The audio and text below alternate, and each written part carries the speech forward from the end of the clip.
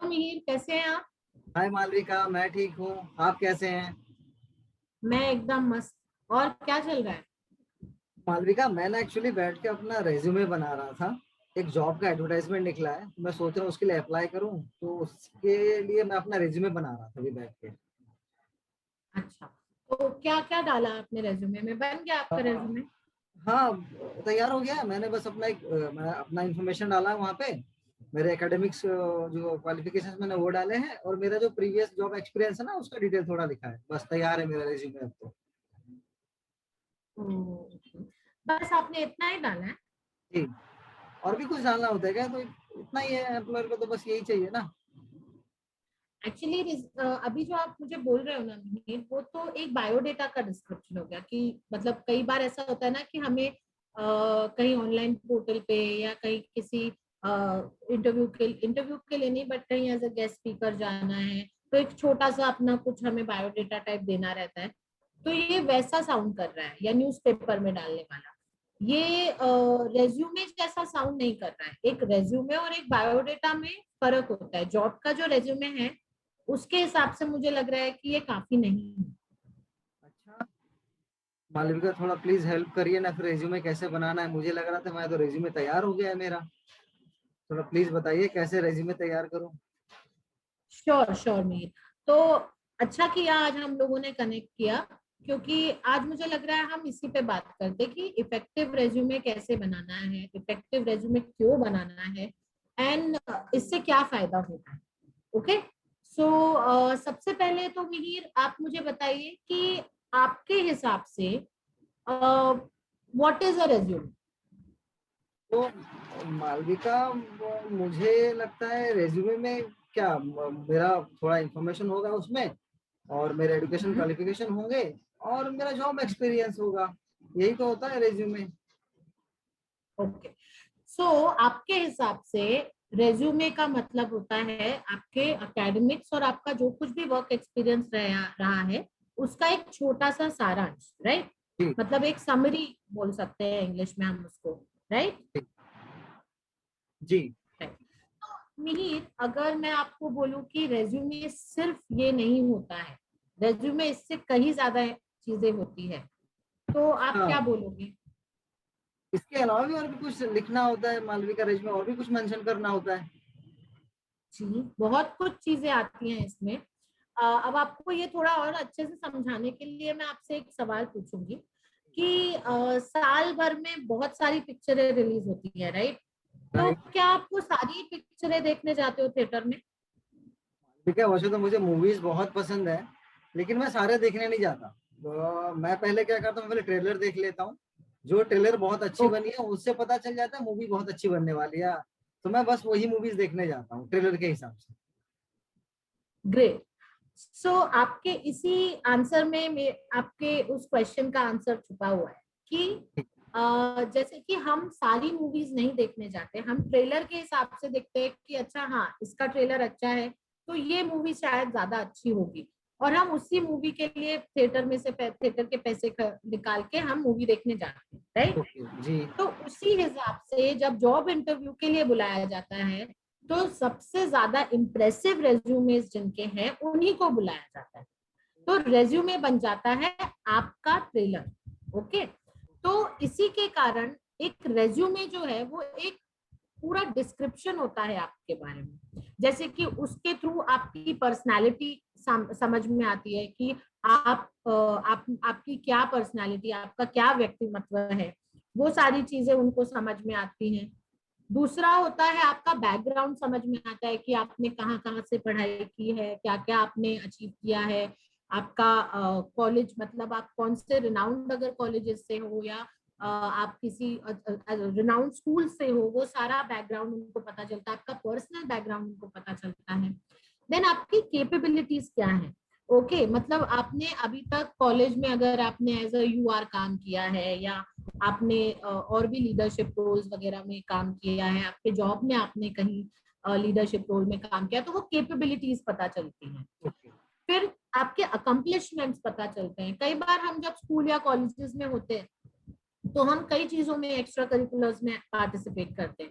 जी। तो कभी हम उसमें state level, inter inter college, inter state, national level, इन सारी कॉम्पिटिशन में जब पार्टिसिपेट करते हो तो वहां पे हमारे कुछ अचीवमेंट्स रहते हैं, तो वो हमारे उसमें दिखते हैं। आपके ऑर्गेनाइज्ड वे उसमें दिख के आता है। अगर आप ये सारी चीजें प्रॉपरली अच्छे से उसमें डॉक्यूमेंट कर पा रहे हो अपने रेज्यूमे में, तो आपके इंटरव्यूअर को ये भी समझ में आता है that how organised you are as a person. And then last but not the least, आपकी जो एक मतलब एक एम्प्लॉयर के लिए you are a possible employee, right? तो आपके रेज्यूमे से एक sense of quality of your personality उन्हें पता चलती है कि इस इंसान को मैं इंटरव्यू पे बुलाऊंगा तो मुझे एटलीस्ट आई एम 40% श्योर कि मुझे रेज्यूमे पसंद है, 40% आई एम श्योर कि इंटरव्यू के बाद मैं इसको हायर कर लूँ। तो एक सेंस ऑफ क्वालिटी की फीलिंग आती है आपका रेज्यूमे देख के। सो आपका रेज्यूमे आपका, मैं जैसे मैंने बोला, इट्स अ ट्रेलर। आपका रेज्यूमे जितना अच्छा होगा उतना अच्छा आपका जॉब इंटरव्यू के टाइम पे ज्यादा अच्छे चांसेस हैं सिलेक्शन के। जी मालविका, मैंने तो इस एंगल से सोचा ही था कि रिज्यूमे में इतनी सारी चीजें आनी आनी चाहिए। मैं तो बस एक, फिर तो जैसे आपने कहा, मैं तो बस अपना बायोडाटा बना रहा था। मुझे पता नहीं था कि ये सब चीजें भी लिखना होता है। और मतलब क्या ये चीजें इम्पोर्टेंस है मालविका? एग्जैक्टली exactly, बहुत ज्यादा इम्पोर्टेंट है। रेज्यूमे अच्छा होना ये बहुत इम्पोर्टेंट है। अभी मैं अगर आपको इसको एक एग्जांपल लेके बताऊं तो अगेन मैं फिल्म्स का ही एग्जांपल लूंगी। अभी बहुत एक 2 साल पहले एक मूवी आई थी ना, बाहुबली, हाँ, राइट? मैंने देखा है। तो उस वक्त बाहुबली मूवी जब आई थी तो बाहुबली मूवी के एंड में ही एक सीन ऐसा था जिसकी वजह से लोग ईगरली वेट कर रहे थे उसके सेकंड पार्ट के आने का, जी। राइट? जी। जबकि राइट। वो आया है 2 ढाई 3 साल बाद, लेकिन वो 2 ढाई 3 साल बाद भी लोग उसको देखने के लिए बहुत ज्यादा एक्साइटेड थे। क्यों? क्योंकि उनको उसमें इंटरेस्ट था, right? They wanted to know more about it. So इसीलिए आपका रेज्यूमे जितना इंटरेस्टिंग रहेगा उतना ज्यादा जो एम्प्लॉयर है वो आपको इंटरव्यू में कॉल करके आपका इंटरव्यू लेने में इंटरेस्टेड रहेगा। ओके, जैसे कि हम कई बार सुनते हैं ना कि first impression is the last impression. So उसी हिसाब से आपका रेज्यूमे जो है वो आपका एक फर्स्ट इंप्रेशन ऑलरेडी आपके इंटरव्यूअर के सामने क्रिएट कर देता है। अब अगर मैं एक सिंपल सा एग्जांपल लूं तो कई बार ऐसा देखते हैं कि लोग अपने रेज्यूमे में बहुत ही बोलते हैं ना, बहुत ही सिंपल सा कुछ तो भी भेज देते हैं, 1 लाइन में भेज देते हैं, जिसको पढ़ के कुछ भी ज्यादा समझ में नहीं आता। तो उससे ऑलरेडी एक मूड जो है वो एम्प्लॉयर का ये हो जाता है कि इसमें कुछ भी डिस्क्रिप्शन नहीं है। ओके, सो फर्स्ट इंप्रेशन आपका रेज्यूमे से पड़ता है, और अगर आपका रेज्यूमे अच्छा है तो वो आपका इंप्रेशन भी अच्छा जाएगा। फिर जैसे कि मैंने बोला कि हम काफी कुछ अचीव करते हैं लाइफ में, अगर हम उसे रेज्यूमे में लिखना स्टार्ट करेंगे तो हम उसे प्रॉपरली ऑर्गेनाइज कर पाएंगे।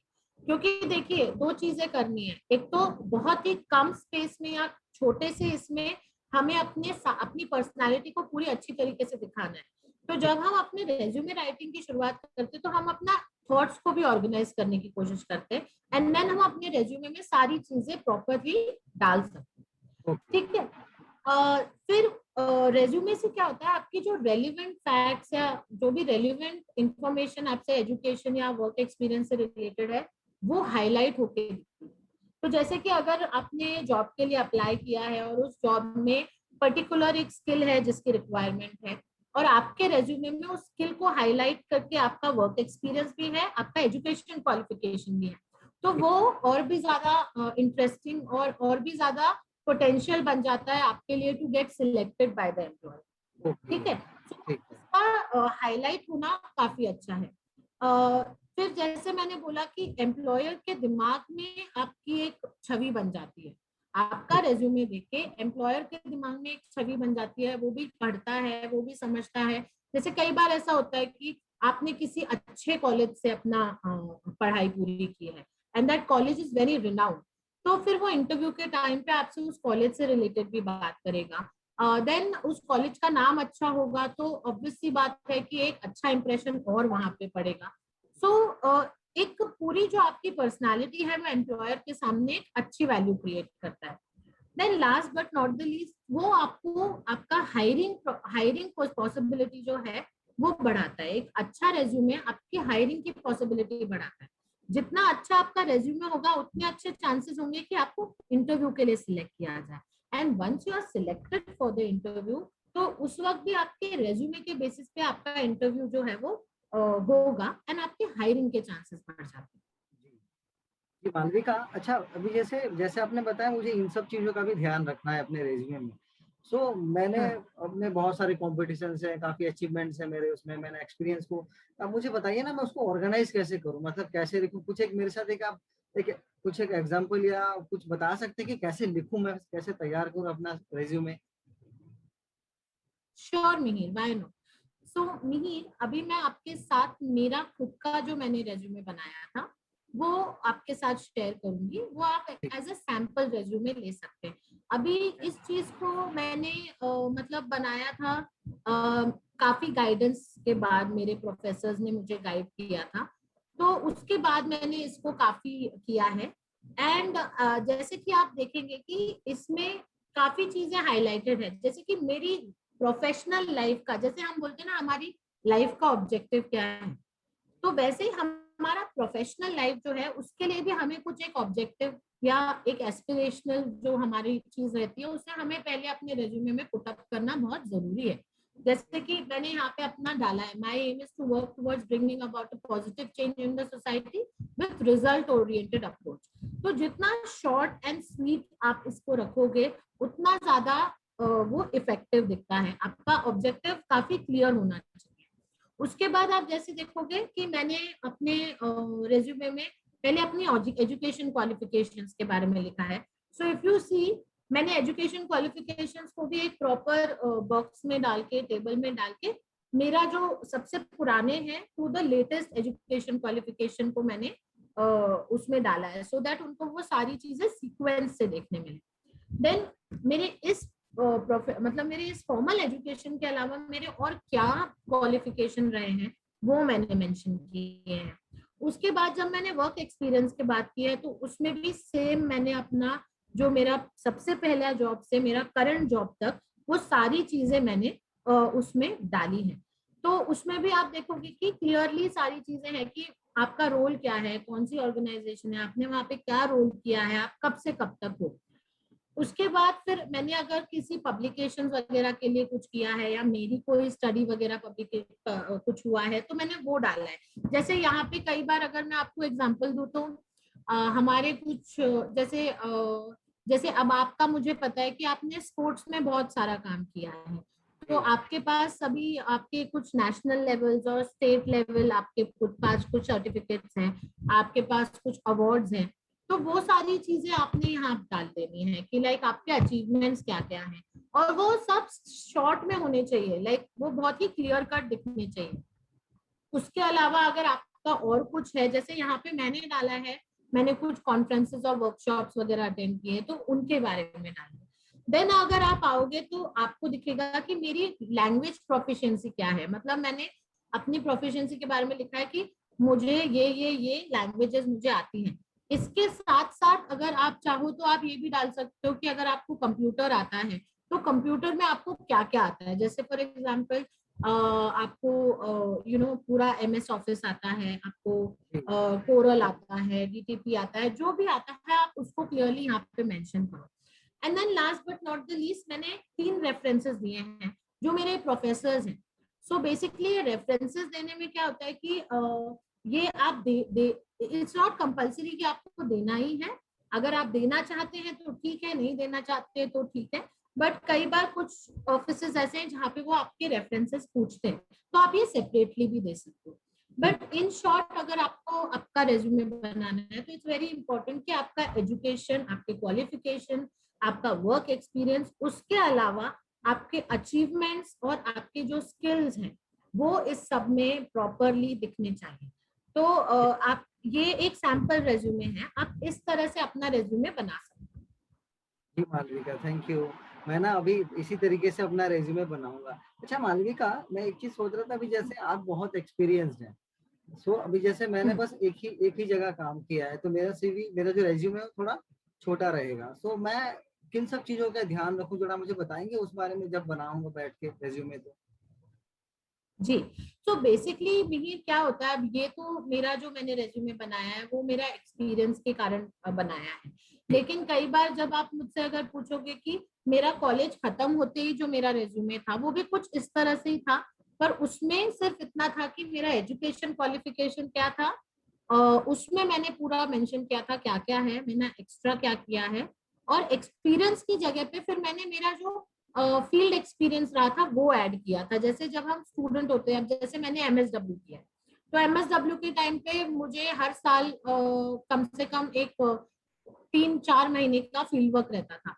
तो उस फील्ड वर्क का एक्सपीरियंस मैंने अपने वर्क एक्सपीरियंस में ऐड किया है लिख के कि as a field worker, as a student field worker. And उस वक्त आप वो ऐड कर सकते हो। या तो फिर आपका पहला ही जॉब है तो आपके पास वर्क एक्सपीरियंस एज सच नहीं है, कोई प्रॉब्लम नहीं है, आप उसमें डाल सकते हो कि एज अ स्टूडेंट आपने क्या अचीवमेंट्स किए। ठीक है। कई बार होता है कि हमें ऐसा लगता है कि हम अपने जो, जैसे अभी अगर कोई आपने कुछ कोर्स किया है तो उस कोर्स के दौरान ऐसा हो सकता है कि 1 या 2 बार आपको बेस्ट स्टूडेंट का कुछ मिला हो या आपको कुछ और सर्टिफिकेट मिला हो, तो आप ये सारी चीजें ऐड कर सकते हैं। तो बेसिकली रेज्यूमे में आपको ये चीज ध्यान रखिए कि जो भी आपको बेस्ट एक्सप्लेन करे उस चीज को आपको ऑर्गेनाइज वे में डालना जरूरी है। जी।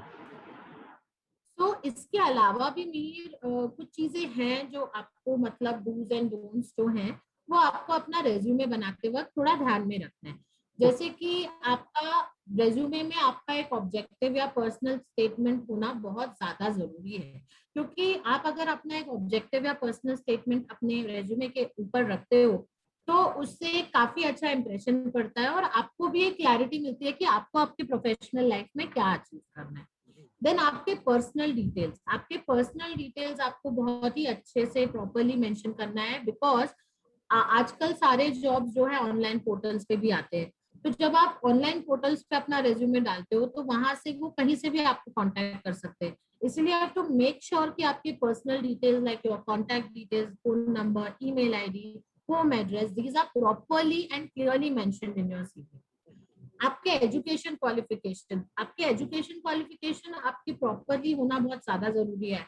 इट्स नो मैटर कि आपने ग्रेजुएशन किया है, पोस्ट ग्रेजुएशन किया है या आपने कोई स्किल ट्रेनिंग किया है, पर आपने जो कुछ भी किया है आपको आपका माइलस्टोन्स लिखना जरूरी है। जैसे यूजुअली अगर देखा जाए तो हम अपना एजुकेशन क्वालिफिकेशन जब लिखते हैं तो 10th 12th graduation, post graduation. So in case of skill training हम ये भी कर सकते हैं कि 10th के बाद हमने कोई अगर स्किल ट्रेनिंग की है तो वो, उस स्किल ट्रेनिंग के बाद अगर हमने कोई एडवांस ट्रेनिंग की है तो वो, हमें ऐसे अपने एजुकेशन क्वालिफिकेशन को मेंशन करना बहुत जरूरी है। प्रोफेशनल एक्सपीरियंस लाइक जैसे मैंने बोला कि अगर आपने कहीं पे जॉब नहीं किया है पर आपने इंटर्नशिप की है तो that also counts as a professional experience, तो आप उसको भी इसमें ऐड करेंगे सो दैट आपका वो अच्छे से दिखे। अगर आपकी कोई टेक्निकल क्वालिफिकेशन है, जैसे कि मैंने कहा कि कई लोग अपना पढ़ाई करते वक्त या स्किल ट्रेनिंग करते वक्त कुछ ना कुछ टेक्निकल क्वालिफिकेशन लेते हैं, जैसे एमएससीईटी कर लिया है या कोई और कोर्स किया है, तो उसका मेंशन होना बहुत जरूरी है। देन आपके कोर कॉम्पिटेंसीज आपके मेंशन होना जरूरी है। जैसे कि मैंने आपने देखा कि मेरे इसमें मैंने लिखा था कि मैं इन इन लैंग्वेजेस में प्रोफिशिएंट हूँ, मैं इन लैंग्वेज में रीड राइट एंड स्पीक कर सकती हूँ। तो उसी तरीके से आपको भी आपके कोर कॉम्पिटेंसीज लिखने हैं। जैसे अगर आपके लैंग्वेज कोर कॉम्पिटेंसीज हैं या आपके आपका कुछ इससे रिलेटेड कोर कॉम्पिटेंसीज हैं, like some art related core competencies है, then please do mention them. Then skills and areas of expertise, मतलब अगर आपके जो भी skills हैं, जैसे मेरा कम्युनिकेशन का अगर स्किल है तो मैं उसके बारे में लिख सकती हूँ कि मैंने क्या अचीव किया है या वो है, तो उसके बारे में लिखना जरूरी है। देन अचीवमेंट्स, कई बार ऐसा होता है कि हम अपने अचीवमेंट्स के बारे में अपने रेज्यूमे में नहीं लिखते, बट वी शुड, हमारे अचीवमेंट्स के बारे में हमें अपने रेज्यूमे में लिखना जरूरी है। अगर हमने कहीं कोई कॉम्पिटिशन जीते तो वो मेंशन करना जरूरी है। एक्स्ट्रा करिकुलर एक्टिविटीज के अचीवमेंट्स भी मेंशन करना is very important. References, as I said, अगर हम पहली बार जब कभी जॉब के लिए अप्लाई करते हैं तो इट इज ऑलवेज बेटर कि हम अपने एक या दो प्रोफेसर्स के रेफरेंसेस वहां पे डालें, बिकॉज हम फर्स्ट टाइम जॉब के लिए अप्लाई कर रहे हैं। तो प्रोफेसर्स हो गए या हमारे ट्रेनर्स हो गए या जो कोई हमें जानते हैं वो हो गए, उनका रेफरेंस डालेंगे तो वो बेटर रहता है। Then simple and plain language का यूज करना बहुत जरूरी है कि हम वहां पे जैसे ऑब्जेक्टिव या पर्सनल स्टेटमेंट भी डाल रहे हैं तो it has to be very simple, crisp and clear. उसको कॉम्प्लिकेट करके डालने में कोई फायदा नहीं है। देन जैसे कि ये कुछ चीजें हैं जो हमें ध्यान से करनी है, वैसे ही कुछ चीजें ऐसी भी हैं जो हमें ध्यान से नहीं करनी है। ओके, सो जैसे कि आपके एक्सपेक्टेशंस बताने से बेटर है आप अपनी क्वालिफिकेशन या आप क्या कंट्रीब्यूट कर सकते हो वो बताओ।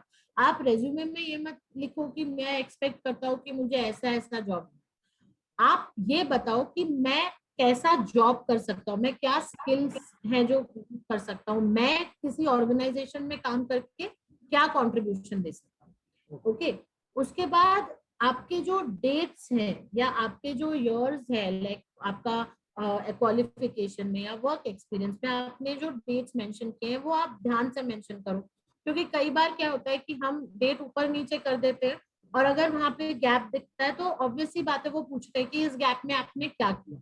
तो आपका वो ये सारी चीजें आप प्रॉपरली उसमें मेंशन करो। रेज्यूमे में कभी भी आप अपनी सैलरी डिस्क्लोज नहीं करो, that is a very important thing that you have to remember, because आपका रेज्यूमे जब आप देते हो तो that is only for your job interview. जब आप जॉब इंटरव्यू के बाद सिलेक्शन प्रोसेस में आ जाते हो, एट दैट टाइम वो आपसे आपके पे स्लिप या सैलरी स्लिप्स मांगेंगे, दैट टाइम आप उनको सैलरी स्लिप्स दो, but you don't need to mention your salary in your resume at all. उसके बाद आप रेज्यूमे बनाते वक्त उसमें बहुत सारे वर्ड्स मत डालो, यू नो मेक श्योर कि आपका रेज्यूमे बहुत छोटा हो। जैसे कि अब मेरा रेज्यूमे भी आपने देखा कि 2 पेजेस से ज्यादा नहीं था। आप जितना बड़ा रेज्यूमे बनाओगे उतना बड़ा मतलब उतना फिर वो प्रॉब्लम हो जाता है सामने वाले को पढ़ने में। And don't try to write everything in paragraph, उनको सिंगल सिंगल सेंटेंसेस में बुलेट पॉइंट्स में लिखना, ये ज्यादा बेटर है। Thank you so much Malvika. अब मैं क्लियर हूँ कि मुझे अपना रेज्यूमे बनाते वक्त कौन सब चीजों का ध्यान रखना है और कौन सी चीजों को मुझे अवॉइड करना है। So Malavika, thank you so much. मैं अपना रेज्यूमे तैयार करूंगा उसी हिसाब से जैसे आपने मुझे अभी गाइडेंस दिया है, फिर मैं आपके साथ शेयर करूंगा अपना रेज्यूमे। ठीक है? Okay okay Mihir, all the best. So आपको कभी भी रेज्यूमे बनाने में मेरी हेल्प चाहिए तो आप मुझे बता सकते हैं। Thank you Malvika. Thank you Mihir.